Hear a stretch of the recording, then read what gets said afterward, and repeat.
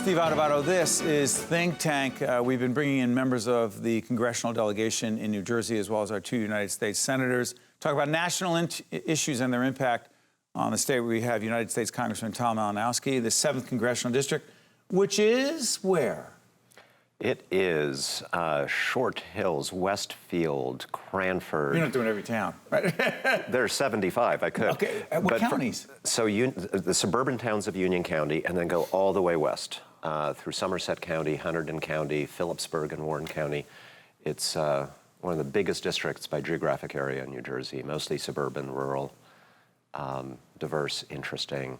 Highly contested. Highly contested. There's going to be an interesting race in 2020 that the congressman will be involved in. We'll have his Republican opponent on as well. But this is not a political show. I just said to the congressman, we do policy. We don't do politics. That being said, you came into this position of running in 2018 and getting elected. You served in federal government before. Yes, I did. What role? I was an assistant secretary of state in the Obama administration in charge of our global human rights policies.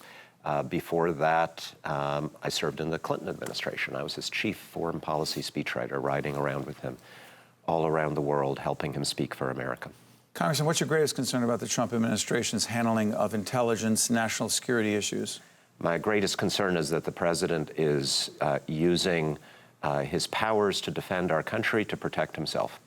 He's appointing loyalists who will implement his tweets rather than our national interests. Doesn't he have that right as president? He has the right to appoint whoever he wants, absolutely. But I have a right to be concerned about the fact that, for example, he fired his director of national intelligence for telling the Congress the truth about Russian interference. Joe McGuire. That's right. The president should be angry at Russia for interfering in our elections, not angry at his people for telling the Congress that that's happening. How real is the Russia concern, or concern about Russia in 2020 and their involvement once again in presidential, if not congressional, Senate races? Go ahead. It's very real. And, you know, we have a concern about hacking the election. And one of the good things we have done in the House of Representatives is increase the funding for states, including New Jersey, to secure our election machinery.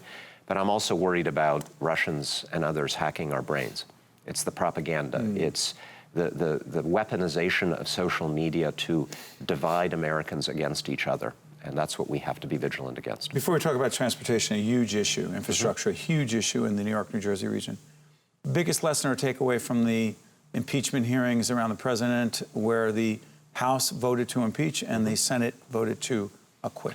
Well, I was struck in the end that a number of Republican senators said that the House proved its case. At the beginning, you remember they were saying, oh, there's no quid pro quo. Maybe he was just trying to fight corruption in Ukraine. In the end, senators like Lamar Alexander and others, Susan Collins, Marco Rubio, they said, yeah, you know what, he did it. But only one voted to not acquit, and that was Mitt Romney. Mitt Romney, yeah. And by the way, the last Republican to win my congressional district was Mitt Romney. Is that right? I think it's important. You know, Adam Schiff said something very important in one of his closing speeches. He said that one vote can be a majority. And I think Mitt Romney, being the first senator in American history to vote to convict a president of his party, very, very important. Most of the, you know, we're not talking too much about politics here, but I imagine politics and policy connected. Can they connect? There are a lot of Republicans in the Congress. There may be some Republicans running for Congress this year who I am 100% certain agree with Mitt Romney. They're just too cowardly to say so. Do this 30 seconds or so on the transportation infrastructure issue. Is it an issue or multiple issues? It's a huge issue. It's one issue that I hope we're going to be able to make progress on this year. We just unveiled a blueprint for a major national infrastructure bill in the House of Representatives. The Senate wants to do an infrastructure bill as well. My number one priority. Mitch McConnell's on board here? The Senate has been marking up a transportation bill. We have to, every 5 years, reauthorize our Surface Transportation Act. My number one priority, my number two priority, my number three priority is the Gateway project. Explain to folks that keep hearing about Gateway. What is it? Why does it matter so much to our region? Our region depends on transportation being linked to New York City, especially the train connection. The infrastructure between Newark and Penn Station, including the Hudson River Tunnel and the Portal Bridge, was built in 1910 during the presidency of William Howard Taft, it has very little life left in it. It's the major source of delays for our trains. Desperately needs to be replaced. Federal government is supposed to pay for half of it. Trump has said no. And we've been fighting that with some success over the last year. Shift gears. By the way, we're talking to United States Congressman Tom Malinowski from the 7th Congressional District. Healthcare, huge issue. We've done many panels here on Think Tank. Check out our website. You'll see on the screen right now to see those conversations.